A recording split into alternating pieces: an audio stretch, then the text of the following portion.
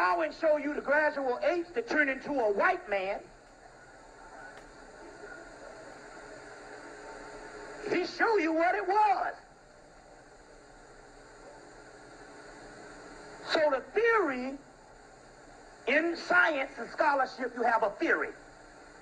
A theory acts as a theory until you find anthropological evidence, archaeological evidence, sociological evidence, and physiological evidence.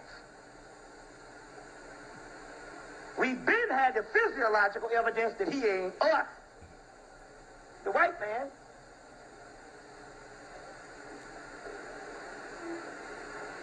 You live in the cold and you ain't mutated.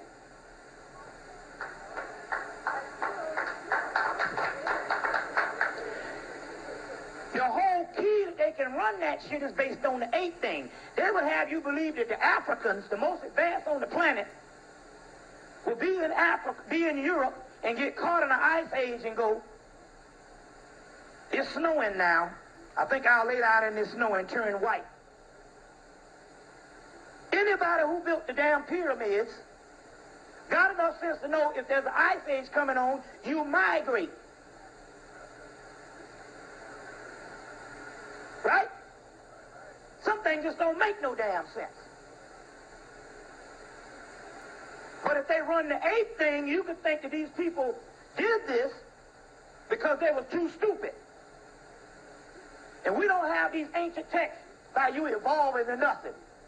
When the ancient texts say that you were at an advanced level of spirituality and you declined to what you are now. When Kemet came into view, we were at our fallen stage.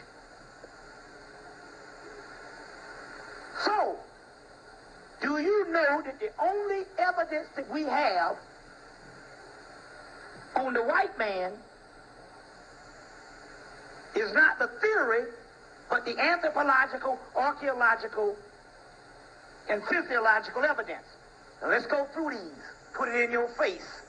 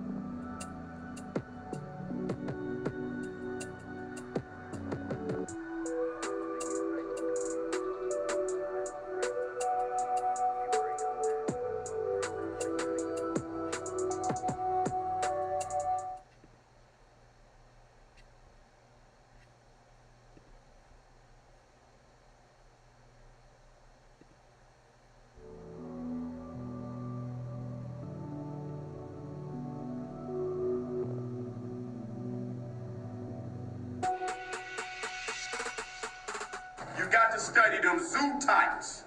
You got to study them zoo types. All of the zoo types of ancient Kemet are indigenous African animals. Okay? You see the leopard? See the leopard? Sacred to the priesthood. Sacred to the priesthood. Okay? Let's look at that deeper. That's the temple of Beit El Wali, Lord Nubia. So if you happen to go online, you need to look it up, write it down. Go look it up. You ain't got to take my, what you see up on the screen for actual fact. Look it up for your damn self. You can see it.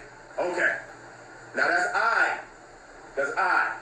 Okay, that's the king that came after Tutankhamun. And he's performing the opening of the mouth on King Tutankhamun.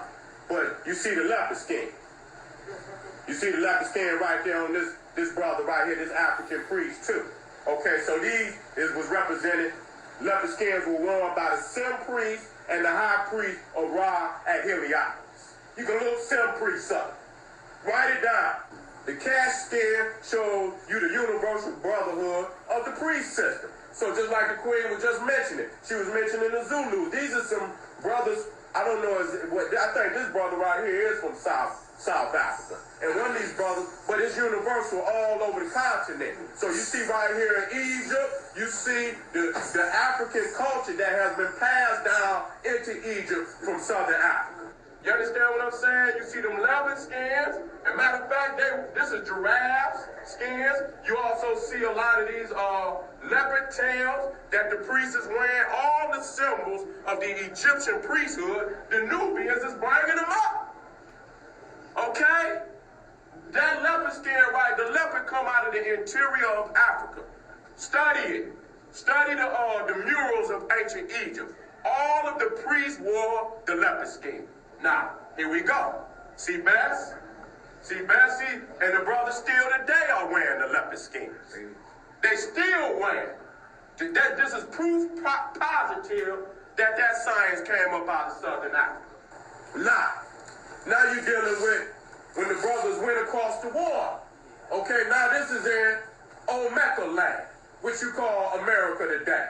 So what the Africans did, they didn't make them wear the leopard skin because they knew that there were no leopards here, that the jaguar was, so they didn't force the culture on them. They showed them how they deified nature, and they came here, and what they saw here, they deified. The jaguar skin, the jaguar was the sacred cat that was sacred on this land. And so they deified the jaguar. Now, this is in India. Now, this is the priest of Shiva. You can look Shiva up, Shiva. And if I go on here right now, which I can stop, I'm going to show you. Bingo. Bingo. Bingo. This is Shiva. Okay? And what you going to see at the bottom? What you see? The tiger. See the tiger? That's the brotherhood. That's the brotherhood. Okay, that they took off, and so in India, they deified the tiger. You know, is it just a coincidence? Nigga, just, everybody wearing cats and shit? just everybody walking, nobody conscious of nobody. We just all wearing cats and shit. Okay then, it's just that we didn't force, like the white man, we didn't force our culture on nobody. Yes, sir. Now, this is Greece. See? See the fags? Yeah. See the homosexuals? Yeah. What the hell they know about? See, they came and saw it on the walls of ancient Egypt. That's Dionysus. Again, Dionysus. Let me go back to that. I should put Beth's name down there. But see Beth, the oldest deity of the Nile, the first human type on the planet, they brought it from the south. And here you got this ugly Dionysus. Stealing and gonna tell us we ain't got no damn history. And they stealing all of our history. And so, a lot of, we used to wear, the Queen wear the leopard skins. Y'all know how y'all wear the boots. Even was wearing the bodysuits, leopard bodysuits and all of that. You didn't even know you was going back. You didn't even know you was going back. You look good. You look good. Dionysus, see the leopard skin? See the leopard skin? Look at the leopard skins and look up to the left at the Ethiopian ostrich feathers. The leopard skins are worn by the Egyptian priests. Look at the leopard skin that is worn by the pharaoh Ai. And then look at the Nubians bringing the leopard skins up from Nubia.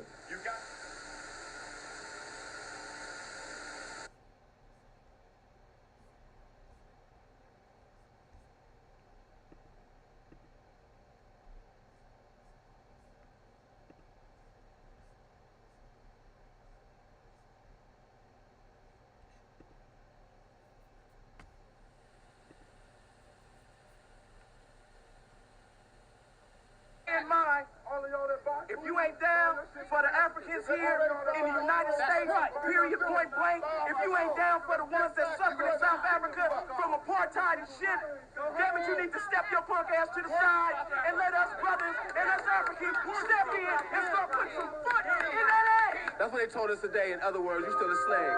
No matter how much money you got, you still ain't shit. I'm gonna tell you right now, if I have to die today, when there's no African right here to have the future, I'm a dead motherfucker.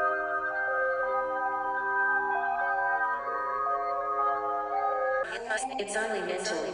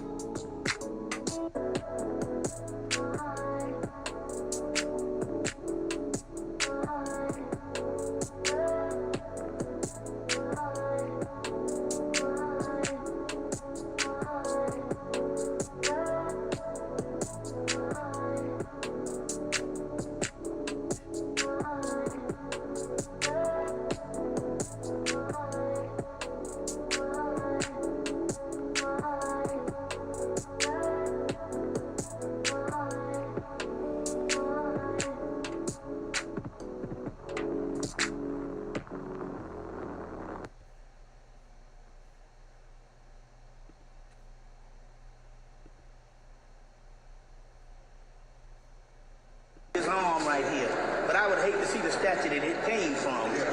Well, that's the head of it. Oh, that's right. Okay, that's the head. Wow. Wow. And that is a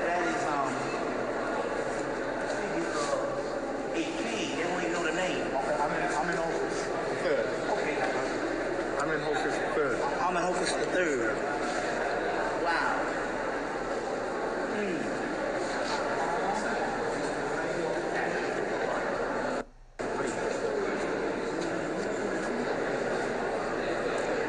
You can't disguise those lips and that nose, man. That's straight. There's no if buts or maybes. You know what I mean? Cheekbones, nose, the lips. Told you definitely the story of who's who, you know? Ultimately, a great symbol, greatest symbol of alchemy. And you know, alchemy is the study of melanin. And the Sphinx is a composite figure, which any kind of composite figure that they show, usually that is talking about it's a symbol of alchemy, because alchemy is combining all the elements in the universe and ultimately coming together in the body to make the smooth ashlar, with the Masonics call it, or they also the philosopher's stone. And that's ultimately what the Sphinx is, because it's a combination. It's Harmaket, but it's actually Heru and Mayat in a pyramid coup. Harmaket.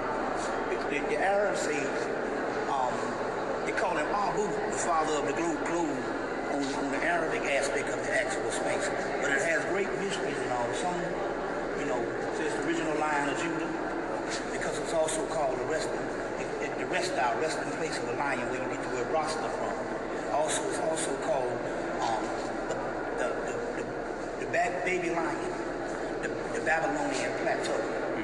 So before it was the Western plateau, it's called the Babylonian plateau in pre-dynastic Egypt. The Gnostic texts was dug up in 1945, the Nag Hammadi Library, in Bentley Leighton's scriptures, a book called The Gnostic Scriptures by Bentley Leighton. When they translated the Nag Hammadi library, they kept saying this Babylon through it. But then when they traced it, they found out that was one of the names of the Sphinx, the baby lion, or the Babylon, or the mother and her baby. So probably that whole, and so that's also connected with Sekhmet also.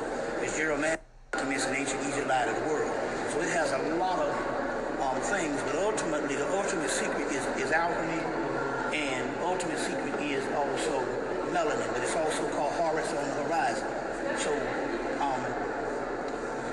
the word Heru, which means great face. And that's the face, the great face is the great face of Horus. But what is the real great face? The mystery of the great face is the pineal gland is actually the face of God. So that's what Heru means.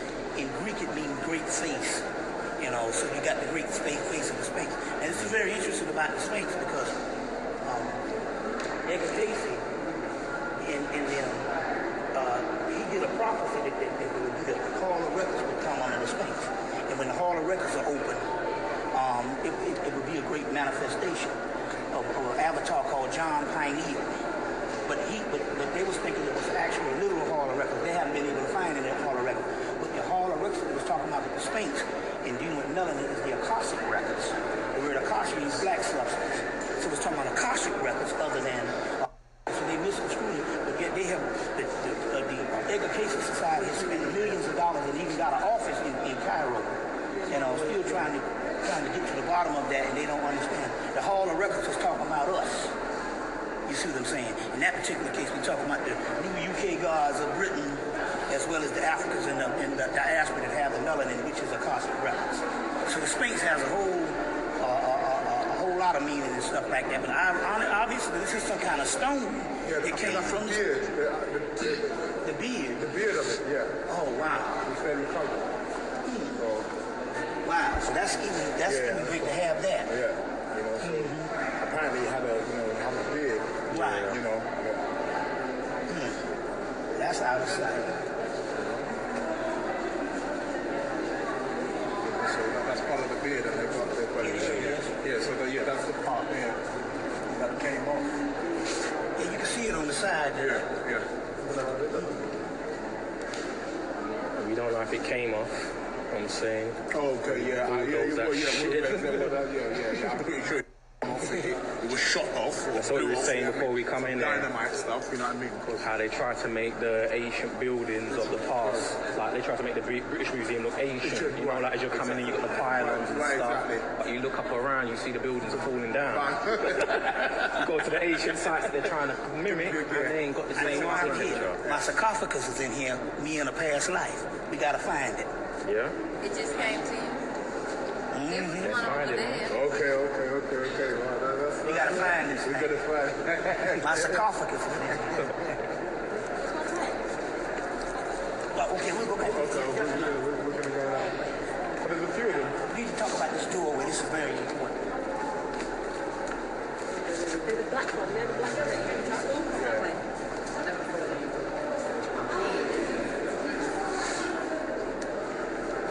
This is very important. I was selling these things. This is the doorway.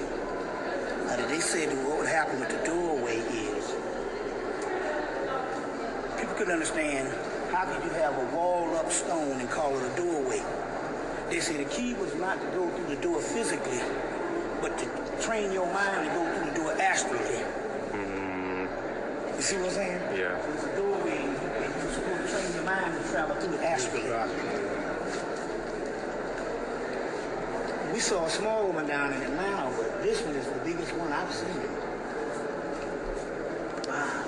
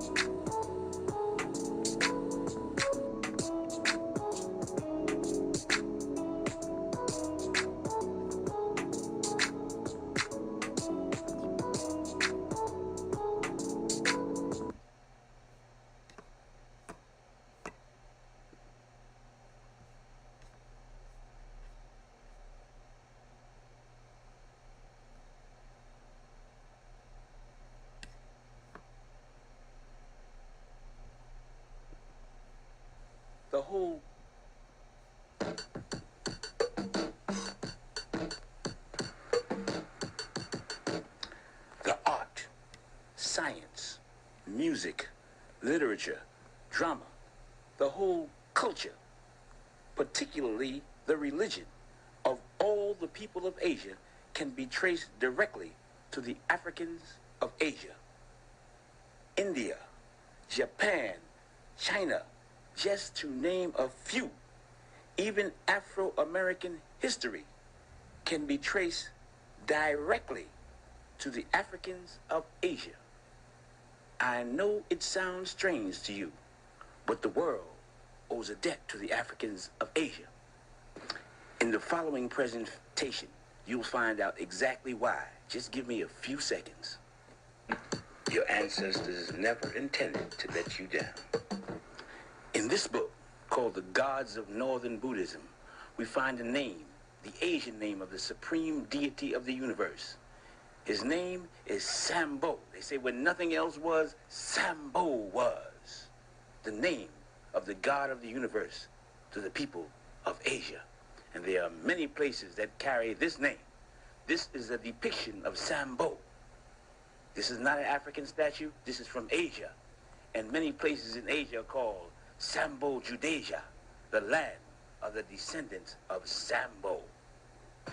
Various spellings of the word and the name Sambo can be found throughout Asia. Negas, the divine people of Buddhism. This is a 2nd century depiction of Gautama the Buddha being given his first bath by the divine people of Buddhism called Negas, a tribe in Asia called Negas, the divine people of all the people of Asia, symbolized throughout Asia by the serpent or the dragon. That is their symbol. The Nega means serpent or dragon, the snake, found at the entrance of every temple. The Nega on the roads, on the hills, in the caves, the symbol of the Asiatic black man, the tribe called the Negas, the divine people. There are cities also throughout Asia that carries this particular name, Nega. It can be seen at all ceremonies dealing with worship of God. From the Nile Valley to the Indus Valley, on tombstones, a symbol of immortality because of the serpent's ability to change his skin is a sign of never dying, and is used throughout the planet Earth, North, South America, Egypt, Asia, Africa, throughout the world. It's the symbol of life after death, the Nega, the serpent. In all ancient cultures, in all ancient religions, the serpent is the symbol, the Nega, the symbol of divinity, of God. The original inhabitants of Southeast Asia was called the Mons, an African tribe.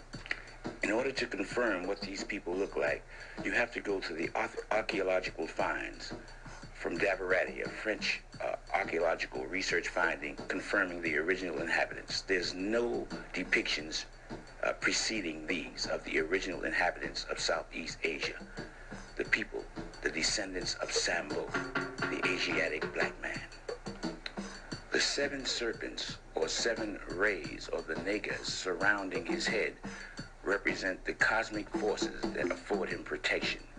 He is a divine representation of cosmic forces, and those 7 serpents represent his divine mission. He does not come of his own. He's a manifestation of the cosmos.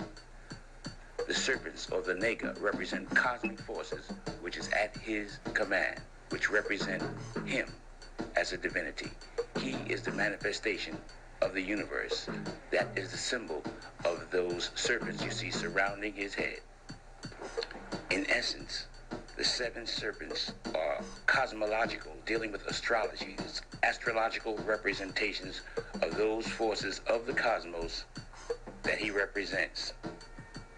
He is a universal monarch, a universal king, which he manifests and he shows evidence of. The black man of Asia, the original inhabitants of Asia. He is a human being of flesh and blood. He comes as a teacher, as a manifestation of God. His teachings are called the Dhamma.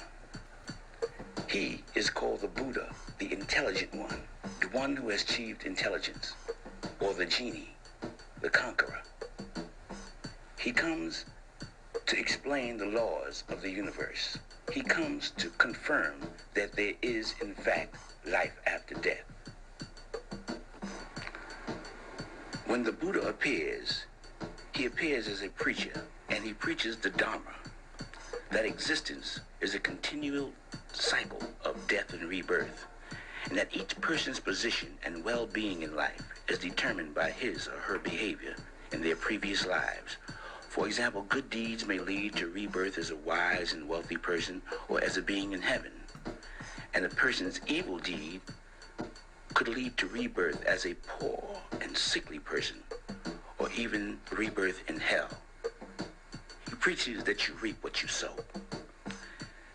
A Buddha also teaches that it's possible to break out of this cycle and gain a kind of perfect peace and happiness by practicing righteousness. They are manifestations of God.